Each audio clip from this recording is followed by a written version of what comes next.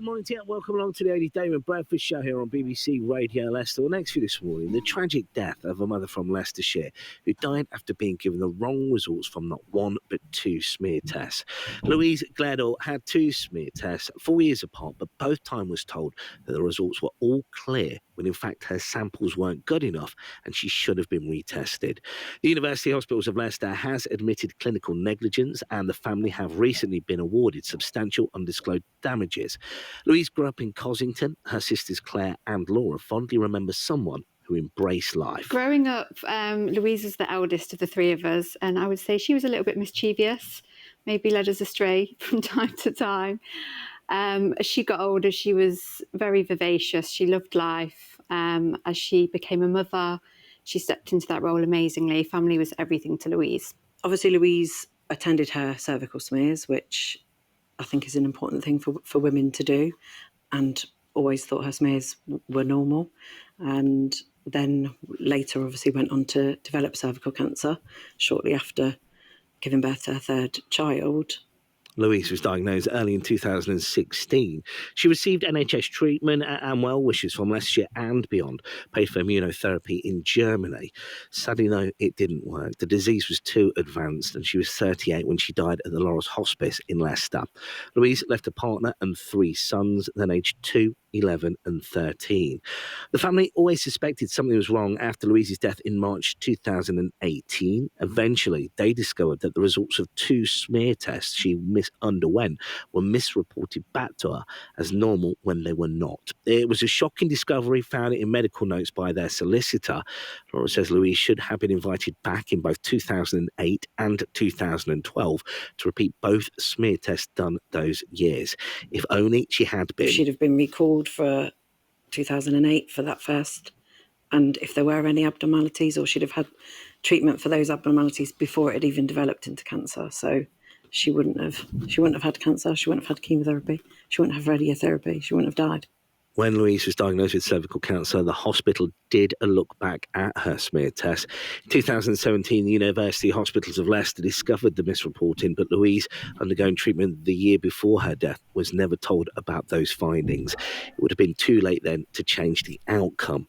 Her sisters, Laura and Claire, remain upset. They say that she and they were never told of the smear test mistakes and that it took an investigation by their solicitor to uncover it. Still feel a little bit angry about it, but also frustrated just as to why she wasn't told.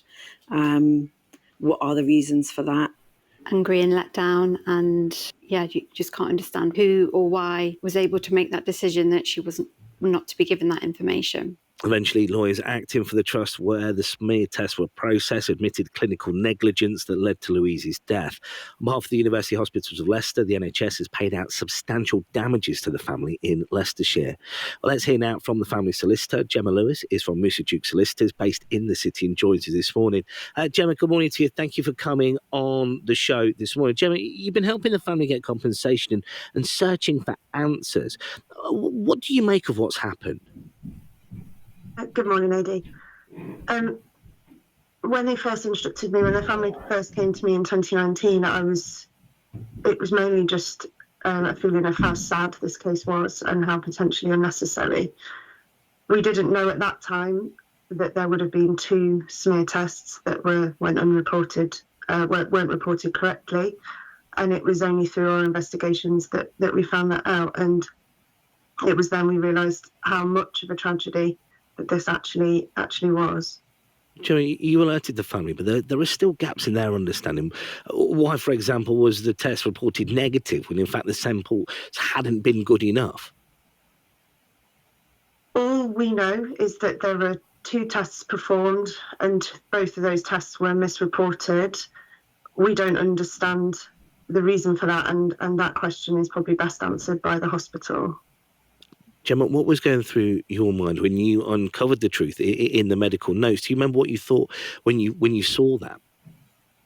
I was shocked. I'm shocked. It's one document in the records that quite clearly says that the two smear tests in 2008 and 2012 were reported inadequate, or they were reported as being normal, but they were actually inadequate.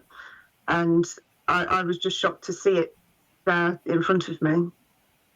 Tell me, Gemma, as well about the importance that I appreciate that the sisters, that Laura and Claire decided to speak out to highlight what went wrong and pay tribute to Louise. But the importance of this is that you wouldn't want any women to be put off having a cervical screening, would you? Absolutely not. No, we absolutely don't want Louise's story to have that effect on people. Cervical screening is still the best way to pick up abnormalities early, and when they are picked up early, then it is very treatable.